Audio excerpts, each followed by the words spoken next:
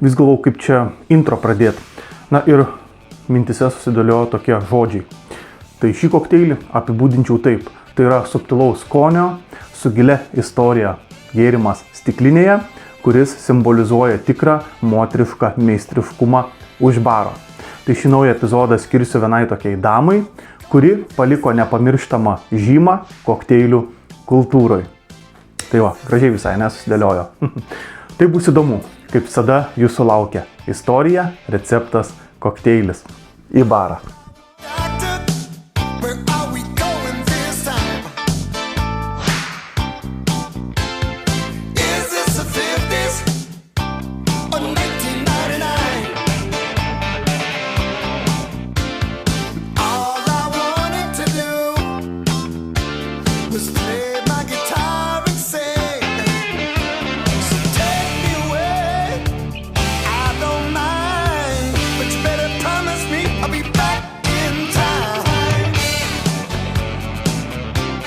Tai sveiki dar kartą, mano kokteilių kanaliuko prenumeratoriai, mano Facebook draugai bei visi kiti, kurie matysit šį video. Kaip visada iš savo namų baro su jumis sveikinuosi aš, Aurimas. Na ir šiandien aš jums pristatysiu ir papasakosiu apie kokteilį, tokių įdomių pavadinimų Hanky Panky. Tai kaip visada pradėkim nuo kokteilio atsiradimo istorijos.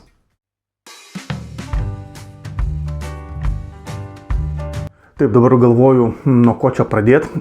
Galbūt pasakysiu pirmiausia taip, kad Hanky Panky kokteilis ypatingas yra tuo, kad tai yra, galim sakyti, toks pirmas oficialus klasikinis kokteilis, kuris buvo sukurtas moters barmenės. Nes apie laikotarpį, kurį pasakosiu, tai yra 20 amžiaus pati pradžia.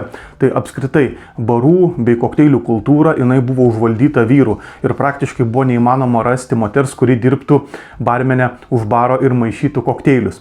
Na, bet viena nuostabi dama vardu Ada Coleman viską pakeitė. Tai tarp 1903 ir 1925 metų Ada Coleman, dar istorijoje gerai žinoma kaip tiesiog Coley, jinai dirbo vyriausia barmenė ir vadovavo amerikietiškam barui, kuris veikė to meto legendinėme The Savoy viešbutyje Londone. Tai būtent tame bare jinai ir sukūrė Hanky Panky kokteilį. Na, o pačios šio kokteilio atsiradimo aplinkybės buvo tokios, jog į mano minėtą barą, kuriame dirbo Ada Coleman, nuolat lankydavosi toks vienas žmogus, kurio vardas buvo seras Charles Hawtrey. Tai jis buvo labai žymus to meto anglų aktorius, kuris vaidindavo įvairiose populiariose to meto komedijose. Na ir eilinį kartą užsukęs į amerikietišką barą Savoy viešbutyje, jisai Ados paprašė, kad jinai pagamintų jam kažkokį tai stiprų, netikėtą kokteilį. Ir po keletos eksperimentų Ada Coleman sumaišė džiną su saldžiu vermutu bei įpylė šiek tiek itališko Fernet Branca likerio. Ir taip išrado tą kokteilį.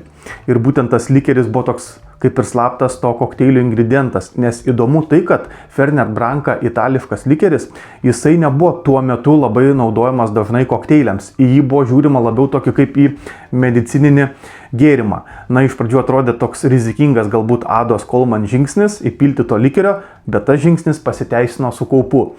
Ir Charlesui tas kokteilis labai patiko. Ir kai pirmą kartą jisai paragavo, jis tiesiog sušuko: "By Jove, that is the real Hanky Panky." Tai būtent po tokių jo žodžių kokteiliui ir prigijo pavadinimas Hanky Panky. Na, o pats terminas Hanky Panky, jisai tuo metu reiškia kaip magiją, gudrybę ar netikėtumą. Ir kai buvo išrastas tas kokteilis, jis išpopuliarėjo ir kiek vėliau, tai 1930 metais, pirmą kartą buvo atspausdintas to kokteilio receptas legendiniai knygoj, mano vienoj mėgstamiausių knygoj The Savoy Cocktail Book, kurią atspausdino to meto žymus barmenas Harry Craddock, kuris taip pat, galim sakyti, sekė Ados Coleman pėdsakais. Tai šioje knygoje, taip, atsiverčiau, būtent ir galima rasti šio kokteilio receptą Hanky Panky. Fernet Branca, itališkas vermutas bei dry tipo džinas. Tai vat, kokteilių draugai. Tiek istorijos apie šį kokteilį. Tai kaip visada dabar susiruošiu ingredientus ir parodysiu, kaip pasigaminti Hanky Panky.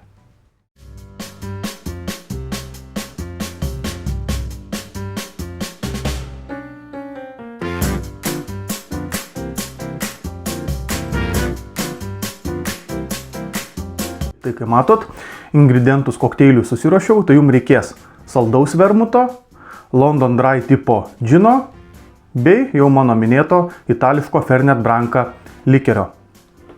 Tai į maišymo stiklinę pilu 45 ml džino.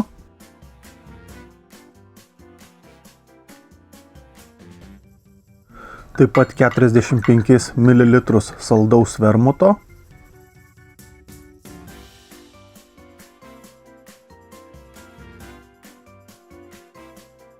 Bei 7,5 ml Fernet Branca likerio.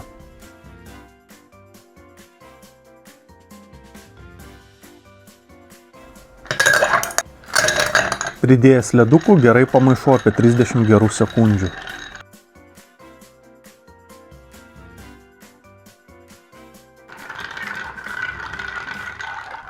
Išmaišę supilu į atšaldytą stiklinę.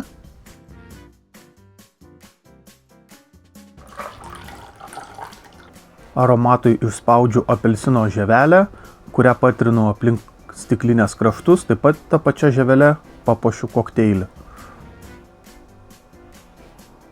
Ir štai, henki penki.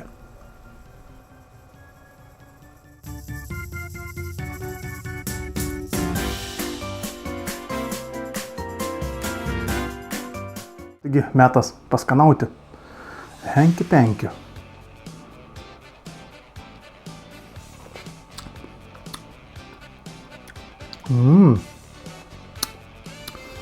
Stiprokas kokteilis, bet iš ties labai skanu. Na, džinas ir saldus vermutas tai yra puikus derinys, o jei dar kamparis, tai visas negroni gaunasi. Bet tikrai labai geras. Džino ir vermuto lygiamis dalimis, tai gaunasi toks saldesnis šiek tiek. Esu matęs ir receptų, kai yra naudojama daugiau džino, na, čia pagal kiekvieno skonį, bet šiaip lygiom dalim tikrai labai gerai.